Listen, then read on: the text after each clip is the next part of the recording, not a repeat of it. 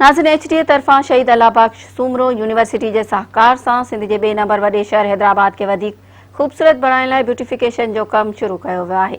उन हवाले सां ॾिसो था मुदस्सर अब्बास जी ही रिपोर्ट। जी नाज़रीन, सिंध जे ॿिए नंबर वॾे शहर हैदराबाद खे वधीक ख़ूबसूरत बणाइण लाइ HTA तरफ़ां सेव्स यूनिवर्सिटी जे सहकार सां ब्यूटिफिकेशन जो कमु शुरू कयो वियो आहे। मुख़्तलिफ़ सरकारी इदारनि जी दीवारुनि ॿाहिरां पेंटिंग्स करे खेनि ख़ूबसूरत कयो पियो वञे। असीं हींअर कासमाबाद जी स्विगेस ऑफिस ॿाहिरां मौजूदु आहियूं, जिते शागिर्दनि ॿाहिरां हींअर बि कमु हलंदड़ आहे। असीं हिन हवाले सां हिते मौजूदु शागिर्दनि सां ॻाल्हि ॿोल कंदासीं, हुन वधीक छा चवणु आहे। बेसिकली हिकिड़ो जॉइंट वेंचर आहे HTA एंड शहीद अल्लाह बख्श सूमरो यूनिवर्सिटी जो, जंहिंजो प्रोजेक्ट आहे DG HTA जी तरफ़ खां, ऐं असांजे स्टूडेंट्स जो डिज़ाइन ऐं उन्हनि जो शाहकार आहे जेको असां हिते ठाहियूं पिया। त असांजे शहर जूं जेके दीवारूं आहिनि उन्हनि खे असां सोढ़ियूं ठाहे सघूं ऐं उन्हनि तां कोई असांखे मैसेज मिली सघे ऐं कोई जेको असो का शइ को सबक मिली सघे, चाहे हर अणॼाण ऐं अणपढ़ियल खां अणपढ़ियल माण्हू बि उन मैसेज खे सम्झी सघे।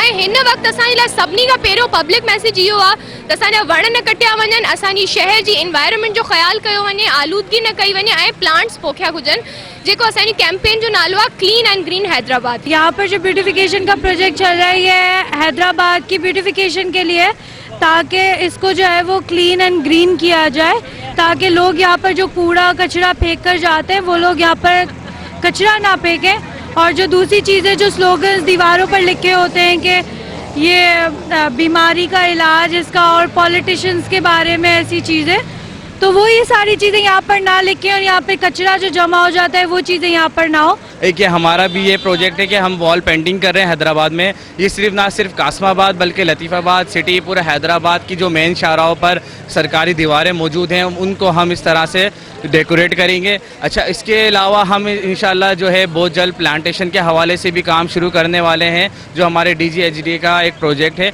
इसमें हमारे साथ जो ताउन किया है वो सेव्स यूनिवर्सिटी है, जो के वाइस चांसलर डॉक्टर बाईखान शर साहब हैं।